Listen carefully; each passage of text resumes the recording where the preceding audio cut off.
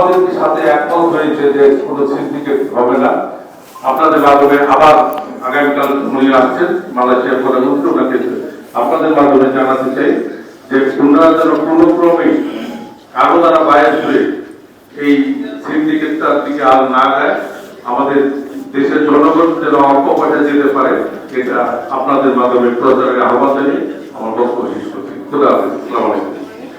এবং সাথে সাথে আরেকটি কথা বলতে চাই, এই যারা বিগত দিনে সিন্ডিকেট করে 24,000 কোটি টাকা লুট করেছে, সরকারের কাছে আমাদের দাবি থাকবে সরকার যেন তাদের ওই টাকাগুলো ফেরত এনে সরকারি কোষাগারে জমা দেয় এবং জনগণের ট্যাক্সের এই টাকাগুলো দেশের উন্নয়নের কাজ হোক, এটি আমাদের প্রত্যাশা। সকলকে ধন্যবাদ।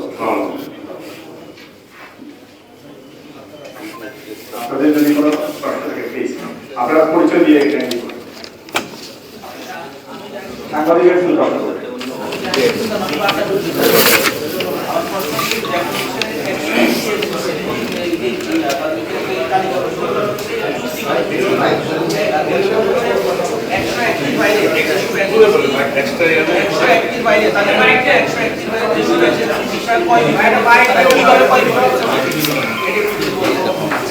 ধন্যবাদ। আমি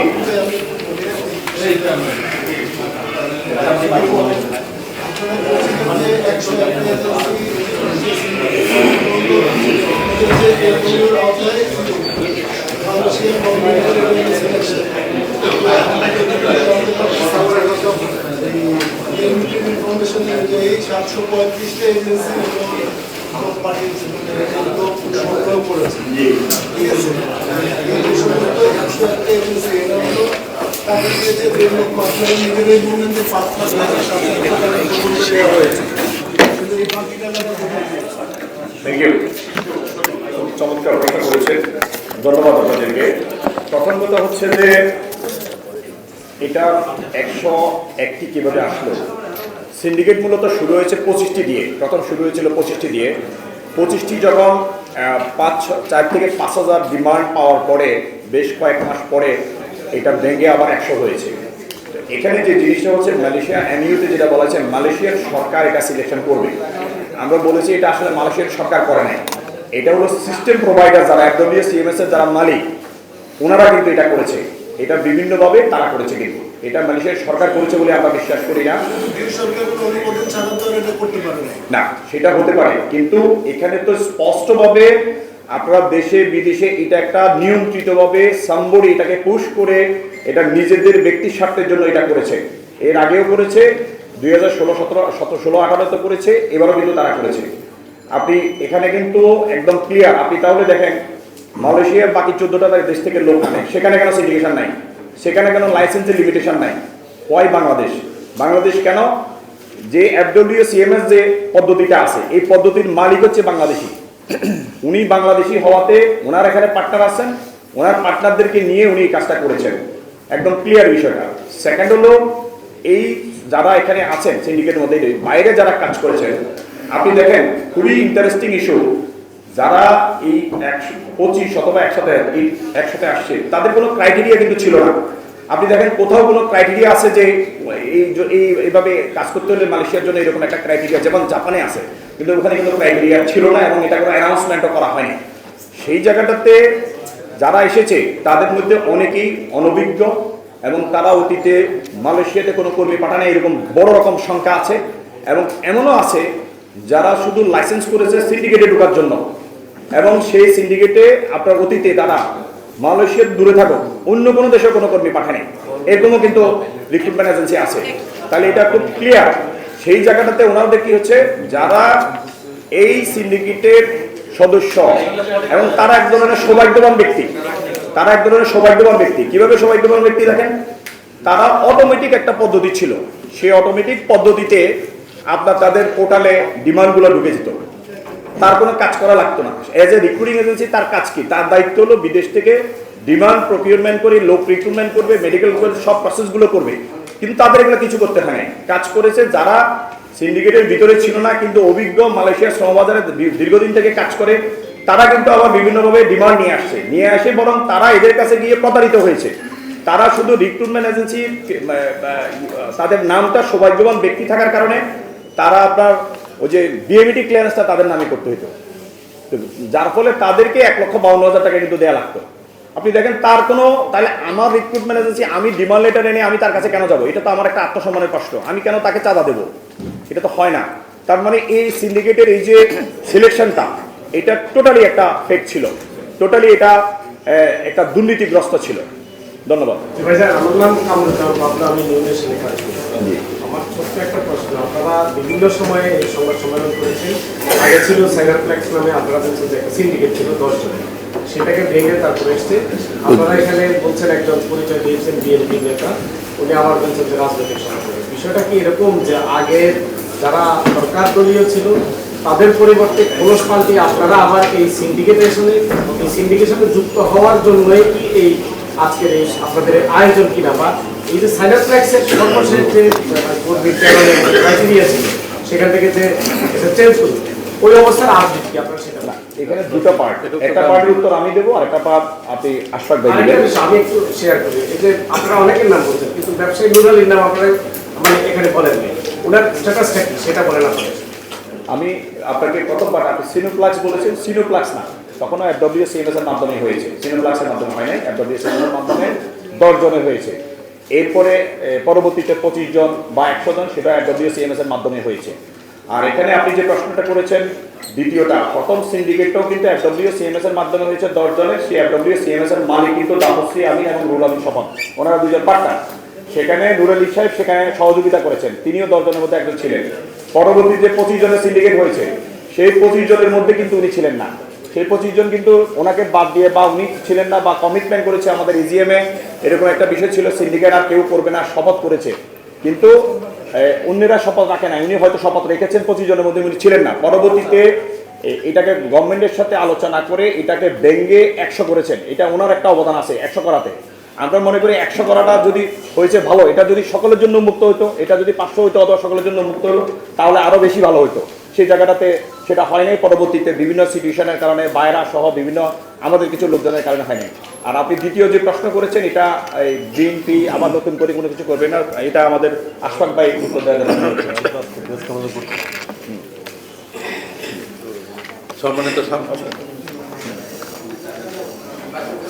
সম্মানিত সাংবাদিক ভাইরা, আমি কিন্তু আমার বক্তব্যের শুরুতেই ক্লিয়ার করে দিয়েছি যে আমি রাজনীতি করি, যে কেউ রাজনীতি করতে পারে, ব্যবসাও করতে পারে।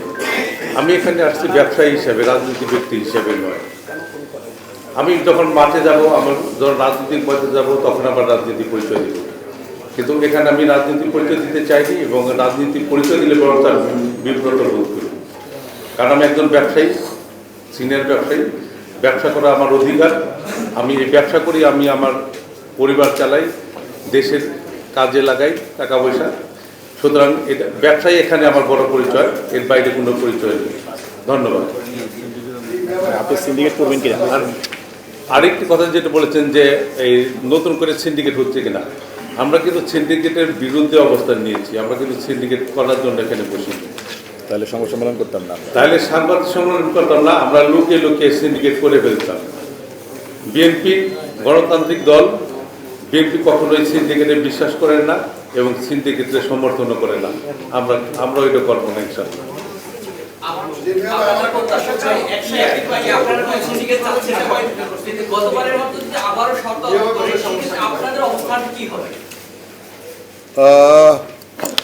আমরা তো এটার বিরুদ্ধে সংগ্রাম করছি।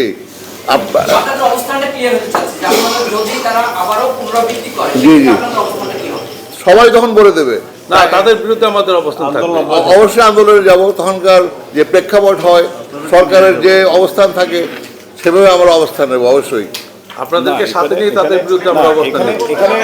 এখানে আমি একটা জিনিস ক্লিয়ার করতে চাই, শুনেন, আমরা স্পষ্টভাবে বলছি, এখানে আমরা কিন্তু অত্যন্ত সুশৃঙ্খলভাবে আমাদের মাননীয় প্রধান উপদেষ্টা, আমাদের উপদেষ্টা এবং মালয়েশিয়ার প্রধানমন্ত্রীকে আমরা স্বাগত জানাচ্ছি। আমরা বিশ্বাস করি এই সরকারের আমলে আর কোনো সিন্ডিকেট হবে না। কিন্তু আমি একটা বল, কিন্তু যদি এরপরেও কোনো এই সিন্ডিকেট করা কোনো পায়তারা করা হয়, ডেফিনেটলি আমাদের সম্মানিত সকল সদস্যকে নিয়ে এটার বিরুদ্ধে এবং আপনাদের সহযোগিতা নিয়ে আমাদের অবস্থান ক্লিয়ার, এটা সিন্ডিকেটের বিরুদ্ধে থাকবে। এবং এখানে আপনারা যেটা বলেছেন আশফাক ভাই এসেছে, আশফাক ভাই ক্লিয়ারলি বলেছে কোনোভাবেই সিন্ডিকেট উনি চান না এবং সিন্ডিকেটের বিরুদ্ধে ওনার অবস্থান থাকবে। উনি যদি সিন্ডিকেটের পক্ষে কখনো যান আমরা ওনার বিরুদ্ধে থাকবো, ক্লিয়ার কথা। এই জন্যই আমার একটা প্রশ্ন ছিল, আপনি বলেছেন মালয়েশিয়া দূতাবাসে জি। বিগত সরকারের কিছু তার ওখানে আছে। এখন যে এবার যে শ্রমিক সংগঠন তৈরি হলো, এখানে বর্তমান যে সচিব আছে রুহুল আমিন সাহেব, উনি পরবর্তী দিতে সময় খ্যাপন করছে। এটা আপনাদের রিক্রুটিং এজেন্সির মালিকরা অনেকে বলছেন যে 2 কাজ মিনিমাম মুক্তি দেয় না, উনি বলছে আমি নতুন দায়ী করেছি, এখন আমি বিষয়টা বুঝে নেই। এই যে উনি সময় খ্যাপন করলে এই কারণে অনেক শ্রমিক নিয়োগ অনুমতি পায় না। এর ফলে কিন্তু এই সংকটটা অনেক বেশি প্রকট আকার ধারণ করছে। তো আপনারা ওনার পদ ত্যাগ দাবি করেন নাম্বার 1। নাম্বার 2 হলো আপনারাই বলছেন যে ওই 101টা রিক্রুটিং এজেন্সি মালয়েশিয়া থেকে ওরা 1,50,000 বা 1,50,000 টাকা করে নিচ্ছে। বাকি যে প্রত্যেক শ্রমিক 6 লাখ টাকা করে নিল, বাকি টাকাটা গেল কার পকেটে? এবং এই শ্রমিকরা যে টাকা পাচ্ছেন এটা কারা দিচ্ছে? বলবেন না, এখানে আমার কথা শোনা যাচ্ছে? এখানে দুটো বিষয়, একটা হচ্ছে আপনি যেটা বলেছেন আমরা আপনি এখানে আমরা যেটা বলছি এখানে এই যারা সিন্ডিকেটে ছিল তাদের প্রক্রিয়া ছিল দুটা। একটা হচ্ছে তারা সরাসরি রিক্রুটমেন্ট করেছে, কিছু অনেকেই করতে পারে নাই, যেহেতু তাদের ওইরকম অনেকের কোয়ালিটি ছিল না বা তারা সেরকম মালয়েশিয়া মার্কেটে ওরকম তাদের কোনো ইয়ে ছিল না।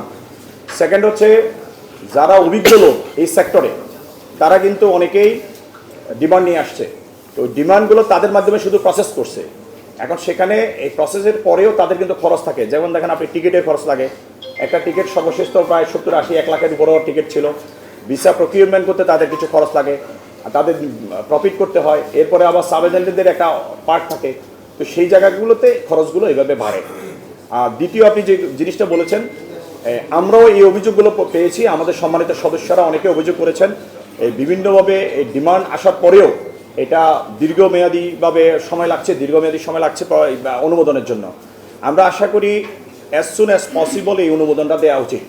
এবং সাথে সাথে মালয়েশিয়ান দূতাবাস আপনার যে ম্যানুয়াল পদ্ধতিতে অ্যাটাস্টেশন দেওয়া শুরু করেছিল এবং বন্ধ হয়ে গেছে, এবং এটা আমরা মনে করি সিন্ডিকেটের অপতৎপরতার কারণে বন্ধ হয়েছে, সেটা অতি দ্রুত এটা শুরু করা উচিত। আর আপনি যে সচিব মহোদয়ের কথা বলেছেন, ডেফিনেটলি উনি তো আগের সরকারের আমলে নিয়োগকৃত, এবং আমরা মনে করি এখানে আমাদের অনেক সদস্য মনে করে যে উনি সিন্ডিকেটের ব্যাপারে ওনার অবস্থানটা কি এটা ক্লিয়ার হওয়া উচিত, এটা আমরা ক্লিয়ার শুনতে চাই। এবং উনি যদি মনে করেন যে সিন্ডিকেটটা মালয়েশিয়ান সরকার করেছে, আমরা এটা তীব্র প্রতিবাদ করি। মালয়েশিয়ান সরকার একা সিন্ডিকেট করে নাই, সাবেক বাংলাদেশের সরকারও ছিল কিন্তু এটাতে জড়িত ছিল। এবং এটাও যদি বলেন যে মালয়েশিয়ার সব এজেন্সি কাজ করলে সেখানে এটা আইডিয়াল হবে না, এরকম কথা উনি বলেছেন, এটা সঠিক নাই। সৌদি আরবে তো সব এজেন্সি কাজ করে, যারা অনুমোদন পেয়েছে, এনলিস্টমেন্ট পেয়েছে, তারা কিন্তু কাজ করে, সেখানে কিন্তু কোনো টোটালি কোনো প্রতিবন্ধকতা নেই যে এখানে একটা স্টপ করে দেওয়া হচ্ছে, বিষয়টা এটা না। মালয়েশিয়াতে তো আপনি 25-এর পরে 100 হওয়ার পরে আর কেউ কাজ করতে পারবে না, একদম টোটালি স্টপ করে দেওয়া হয়েছিল। তো সেই জন্য ব্লক অন্য দেশে কিন্তু নাই, সেই জন্য আমরা চাই সব দেশে কাজ করার যে সুযোগ থাকবে। এবং মালয়েশিয়ার সিন্ডিকেটের ব্যাপারে মাননীয় সচিব মহোদয়ের অবস্থানটা একদম স্পেসিফিক এবং ক্লিয়ার হওয়া উচিত। আমরা আমাদের অনেক সদস্য মনে করে উনি এটাকে প্যাট্রোনাইজ করছেন এবং উনি সিন্ডিকেটকে উনি সহযোগিতা করছেন, এটা অনেকে মনে করে। আমরা সেই জন্যই ওনার অবস্থানটা আমরা ক্লিয়ার শুনতে চাই। ধন্যবাদ। আর আমরা চাচ্ছি মালয়েশিয়া 14 দেশ থেকে লোক বসেন আপনি বসেন 14 দেশের যে নিয়ম ভাই বসেন আমাদেরও সেই নিয়ম। প্লিজ বলা হয়েছে যে বসেন। বাইরের বর্তমান সদস্য সংখ্যা কত এবং এই বাইরের বাইরে কোন রিক্রুটিং বাইরের সদস্য সংখ্যা এখন হলো 2263 জন, আর এর বাইরে মেম্বার হয় না এরকম আরো 2 থেকে 300 আছে, টোটাল 2500 মতো। আচ্ছা, আপনি একটা কথা বলছেন, আমি বাংলাদেশ থেকে বলছি শাহরিয়ারা, একটা প্রশ্ন যে বিগত সরকার যখন পতন হয় তারপরে দেখেছি অনেক মামলা, অনেকের মানে বিভিন্ন ইয়েতে মামলা হয়েছে। আপনি যে কথা বলেন 25,000 কোটি টাকা দেশে পাচার হয়েছে, এটা গুরুতর অন্যায়, এবং যাদের কথা এখানে উল্লেখ আছে তাদের বিরুদ্ধে আইনগত ব্যবস্থা বা মামলা বা এরকম কোনো পরিকল্পনা আপনাদের বা প্রয়োজনীয় পদক্ষেপ আপনি উল্লেখ করছেন, এটি কি হতে পারে? না, ধন্যবাদ। এটার বিরুদ্ধে অনেক সংক্ষুব্ধ ব্যক্তিবর্গ কিন্তু ইতিমধ্যে আইনগত পদক্ষেপ নিয়েছেন। তো সে কারণে এটা যতটুকু জানি দুদক সহ বিভিন্ন সংস্থা এটা তদন্ত করছে। তো আমরা মনে করি এটা তদন্ত সাপেক্ষে যারা মূল ব্যক্তি, যারা বারবার সিন্ডিকেট করছে তাদের ব্যাপারে প্রয়োজনীয় ব্যবস্থা গ্রহণ করা উচিত।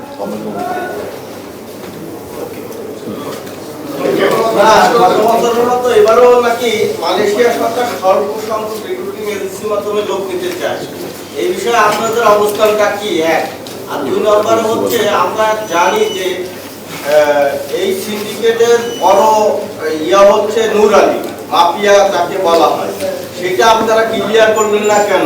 নূর আলীর নাম নাকি ভাসুরের নাম মুখে আনতে হয় না, এরকম বিষয় নাকি? আপনারা সবার নাম বললেন কিন্তু তার নামটা বললেন না।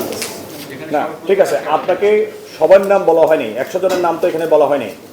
এখানে আপনাকে বলা হয়েছে মূল ব্যক্তি, যিনি মূল ব্যক্তি গেছিল FWCMS এর মাধ্যমে সিন্ডিকেট করা হয়েছিল এই সিস্টেমের কারণে। এই সিস্টেমের মালিক হচ্ছে দুজন, দাতুশ্রী আমিন যিনি মালয়েশিয়া থাকেন, আর আরেকজন হচ্ছে রুহুল আমিন স্বপন সাহেব। এই দুজন হলো এটার মালিক। 2016-18 সালেও ওনারা এটার উদ্যোক্তা ওনারা ছিলেন, 2020-22-24-এও কিন্তু একই ব্যক্তিরা ছিলেন। এখন আপনি যেটা বলেছেন, তখন উনি 10 জনের মধ্যে সিন্ডিকেটে ছিলেন এবং এটা মূল ব্যক্তি ছিল কিন্তু ওনারা দুজন। তো সেই জায়গাটাতে সেখানে উনি ছিলেন, কিন্তু এরপরে আমাদের একটা এজিএমে কিন্তু সকলে মিলে প্রায় 600 সদস্য শপথ করেছিল আর কোনো সিন্ডিকেট করবে না। কিন্তু তারপরেও স্বপন সাহেব আবার কিন্তু সিন্ডিকেট তার পার্টনারকে নিয়ে, দাতু শ্যামকে নিয়ে, তার যেহেতু সিস্টেম ওনাদের হাতে, ওনারাই করতে পারবে। এখানে একটা জিনিস ক্লিয়ার বুঝতে হবে, এই 100 জনও যারা আছে তাদের মধ্যে 99 জন সিন্ডিকেট করতে পারবে না। আমি চ্যালেঞ্জ দিয়ে বললাম আপনাকে, কারণ তাদের হাতে সিস্টেম নাই। সিস্টেম যার হাতে তিনিই করতে পারবেন। সেখানে নূর আলী সাহেব, এরপরে যে 25 জনের যে সিন্ডিকেট হয়েছে, 25 জনের মধ্যে কিন্তু নূর আলী সাহেব ছিলেন না।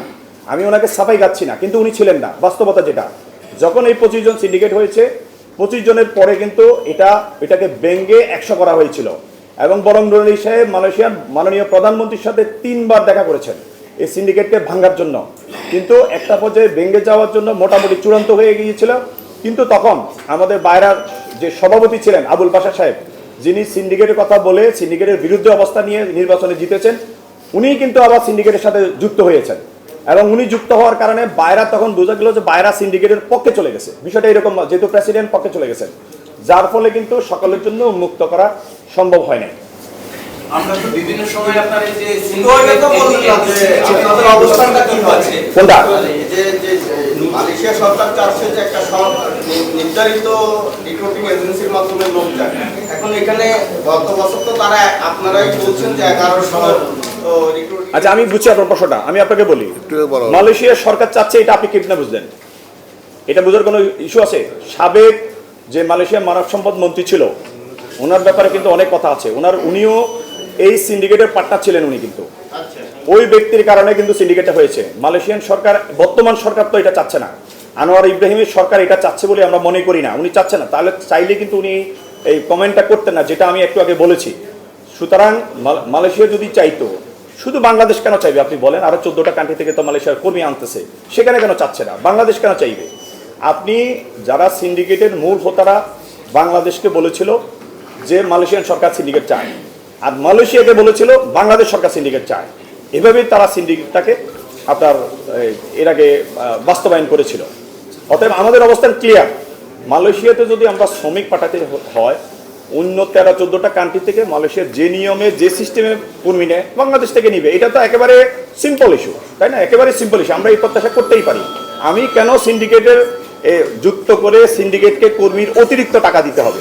আপনারা যে টাকার কথা বলেছেন, এই টাকার মধ্যে তো অতিরিক্ত, মানে আমরা এটাকে চাঁদা বলি, এই চাঁদা তো 1,52,000 টাকা কেন আমি অতিরিক্ত দিতে হবে? অ্যাটলিস্ট এই টাকাটা তো কর্মীদের কম দিয়ে যেতে পারবে। জি প্লিজ। সিন্ডিকেট নিয়ে যে বিষয়টা বিতর্ক হচ্ছে, এতে তো রোশনারি করতে হচ্ছে শ্রমিকদের। তো সেক্ষেত্রে এই যে মোটামুটি টাকা দিয়ে যেতে হচ্ছে, এক্ষেত্রে আপনাদের প্রস্তাবনা কি, আপনারা কি চাচ্ছেন যে কম মূল্যে কিভাবে পাঠানো যায়? এরকম কোনো প্রস্তাব? প্রথম কথা হলো, শ্রমিকেরা যেতে পারে নাই কেন? মালয়েশিয়া বন্ধ হয়ে গেছে সাডেনলি। কেন বন্ধ হলো? সিন্ডিকেটের কারণেই বন্ধ হয়েছে, সিন্ডিকেটের অনিয়মের কারণেই বন্ধ হয়েছে। তাহলে এটার জন্য সিন্ডিকেট কিন্তু দায়ী। এখন যে কর্মীরা যেতে পারে নাই, আমরা বারবার বলেছি তাদের যে টাকা, তাদের টাকা তাদেরকে ফেরত দিতে হবে।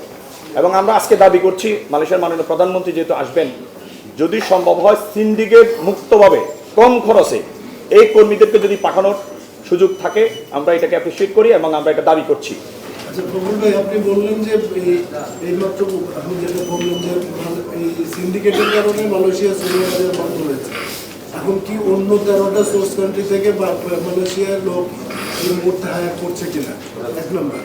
31 তারিখের পরে তারা কোনো সোর্স কান্ট্রি থেকে হায়ার করেছে কিনা, যে বাংলাদেশকে বাদ দিয়ে, 1 নম্বর। 2 নম্বর হলো যে আপনারা গত নির্বাচনে যখন নির্বাচন করেছেন তখন মানে এই যে আগের যে কমিটি, ভাষা সাহিত্যের যে কমিটি, এই এনাদের সঙ্গে এক প্যানেলে আপনারা নির্বাচন করেছেন এবং সেখানে গিয়াস সাহেব সিনিয়র ভাইস প্রেসিডেন্ট এবং আপনি জয়েন্ট সেক্রেটারি। ওনারা যখন ওনাদের অবস্থান পরিবর্তন করে সিন্ডিকেটের পক্ষে চলে গেছেন, তখন আপনারা আপনাদের অবস্থান পরিবর্তন করে এই ওনাদের ফোরাম থেকে বেরিয়ে এসছেন কিনা, বা আপনারা বাইরের এখান থেকে বাইরাকে এই মানে সিন্ডিকেট তাদের মানে আপনাদের যে প্রতিশ্রুতি নির্বাচনী, সেই জায়গায় বাইরাকে ফিরিয়ে নিয়ে যাওয়ার জন্য কী কী পদক্ষেপ নিয়েছেন? আপনাকে ধন্যবাদ। আপনি যথার্থ একটা গুরুত্বপূর্ণ প্রশ্ন করে রেখেছেন সামনে। আমাদের লাইসেন্স যার ব্যবসা তার এই স্লোগানের মাধ্যমে আমরা রুহুল আমিন স্বপন সাহেবদের ব্যাপক চক্রান্ত প্রস্তুতি সরকারি সাপোর্ট নেওয়া সত্ত্বেও আমাদের সদস্যদের চূড়ান্ত রায়ে আমরা বিজয় অর্জন করি। ওনাদের মাত্র 4 জন, আমাদের 23 জন। কিন্তু দুর্ভাগ্যবশত পরবর্তীতে এই অর্থর লোভে, কারণ মালয়েশিয়াতে যদি আপনি সিন্ডিকেট এস্টাবলিশ করতে চান, বাইরা is a part and parcel of the whole game. বাইরে একটা সম্মতি থাকতে হবে মালয়েশিয়া সরকারের কাছে।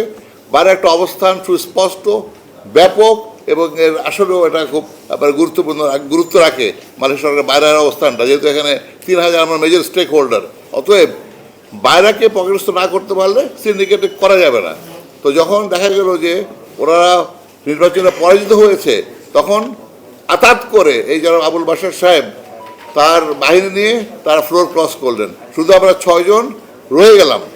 6 জন ভিতরে থেকে আমরা তখন যদি আমরা পদত্যাগ করতাম, তাহলে তাদের মন মতো লোক দিয়ে এটাকে একতরফাভাবে এককভাবে তারা তাদের ইচ্ছামতো কাজকর্ম করে যেতেন। আমরা ভিতরে থাকাতে আমরা প্রোটেস্ট করেছি, আমরা সংগ্রাম করেছি, আমরা অনেক রকমের আপনার ঝামেলার সম্মুখীন, এবং আমাদের প্রাণনাশের হুমকিও ছিল, এবং আমাদের কয়েকবারই মিটিংয়ের ভিতরে আমাদের উপর আক্রমণ করা হয়।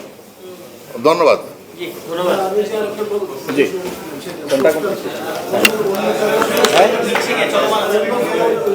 সোর্স কান্ট্রিগুলো, অন্য সোর্স কান্ট্রিগুলো চলমান আছে, অলরেডি শুরু হয়েছে। হ্যাঁ,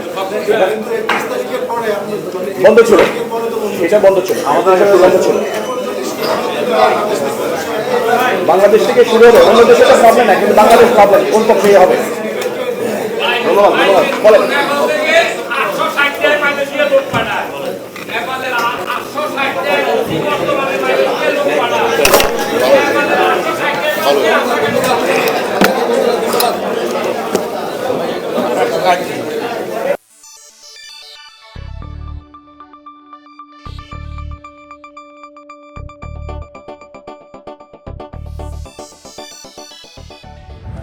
আপনারা দেখছেন প্রবাস বার্তা।